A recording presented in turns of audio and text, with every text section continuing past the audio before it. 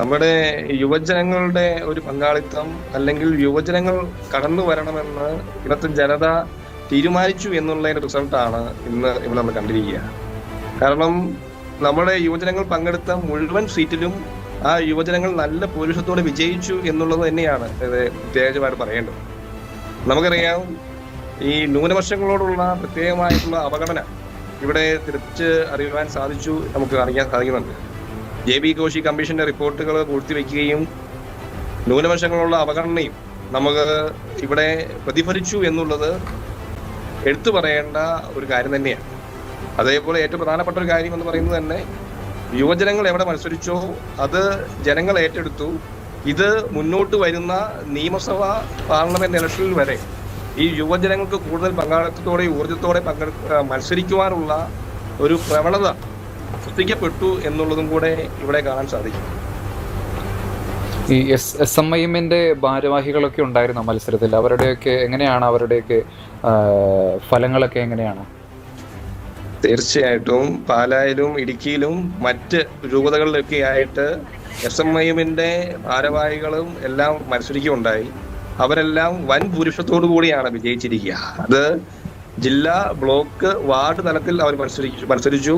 ആ മത്സരിച്ച വാർഡുകളിലെല്ലാം ഇവര് വൻ ഭൂരിപക്ഷത്തോടെ വിജയിച്ചു എന്നുള്ളത് തന്നെയാണ് അതിന്റെ പ്രത്യേകത. ഞാൻ പറഞ്ഞില്ലേ, നമ്മളെ ഈ ന്യൂനപക്ഷങ്ങളുടെ അവഗണന അവിടെ എടുത്തു പറയേണ്ടത് തന്നെയാണ്. അതുകൊണ്ട് തന്നെയാണ് ഈ പ്രാവശ്യം കൂടുതൽ യുവജനങ്ങൾ സ്വമേധയാ അല്ലെങ്കിൽ ഈ മത്സരരംഗത്തേക്ക് കടന്നു വരികയും അവരുടെ അവകാശങ്ങൾ അല്ലെങ്കിൽ നാടിന് അവർ നേടിക്കൊടുക്കുന്ന ഉദ്ദേശങ്ങൾ അവർ പറയുകയും അത് ഇന്നത്തെ ജനത ഏറ്റെടുത്തു എന്നുള്ളത് തന്നെയാണ് ഈ തെരഞ്ഞെടുപ്പിന്റെ ഈ റിസൾട്ട് നമുക്ക് നോക്കിക്കാണുമ്പോൾ അറിയാൻ സാധിക്കും.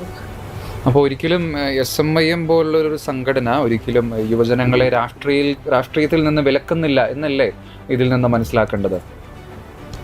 തീർച്ചയായിട്ടും നമ്മൾ എന്തിന് രാഷ്ട്രീയത്തിൽ നിന്ന് നമ്മളെ യുവജനങ്ങളെ വിലക്കേണ്ടിയിരിക്കുന്നു?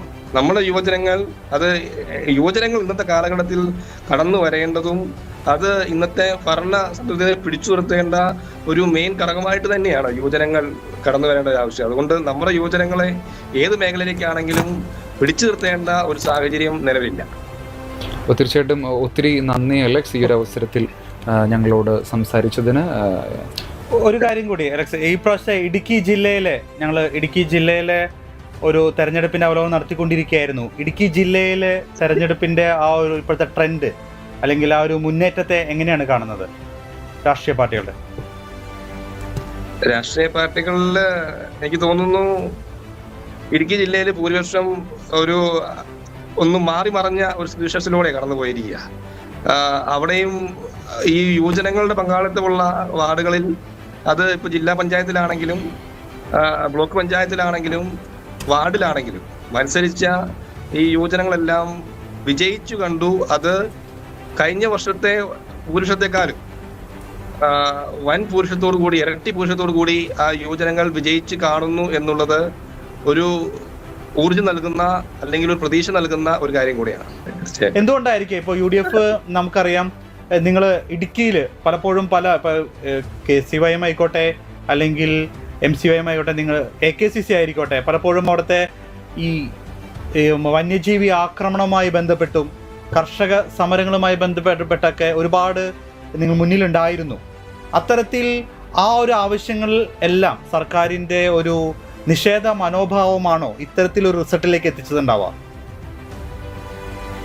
നമ്മൾ ഒരിക്കലും ഒരു രാഷ്ട്രീയമായ ഒരു നിലപാട് നമ്മൾ പറഞ്ഞിട്ടില്ല. ഒരു പാർട്ടിയോ അല്ലെങ്കിൽ ഒരു പ്രസ്ഥാനത്തെ കുറിച്ചോ നമ്മൾ ഒരിക്കലും എവിടെയും പറഞ്ഞിട്ടില്ല. നേരെ മറിച്ച് ഇടുക്കിയുടെ വികസനത്തിന് ആരാണോ പ്രാപ്തരായിട്ടിരിക്കുക അവരെ നേതൃത്വത്തിലേക്ക് വരണം എന്നുള്ള ഒരു ആഗ്രഹമേ നമുക്കുണ്ടായിരുന്നുള്ളൂ. പ്രത്യേകിച്ച് ഇവിടെ പറഞ്ഞതുപോലെ തന്നെ വന്യജീവി ആക്രമണവും പട്ടയം ഉൾപ്പെടെയുള്ള പല ഭൂപ്രശ്നങ്ങൾക്കും ഈ SMIM പ്രസ്ഥാനവും KCYM പ്രസ്ഥാനവും എന്നും സമരമുഖത്തും എല്ലാമായി ആഞ്ഞടിച്ചുകൊണ്ടിരിക്കുക തന്നെയായിരുന്നു.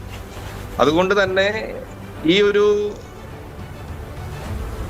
വിരുദ്ധമായിട്ടുള്ള സ്വഭാവത്തിനെതിരെ ജനങ്ങൾ ഒട്ടുകുത്തിയെന്നായിരിക്കാം എന്ന് നമുക്ക് വിചാരിക്കാം.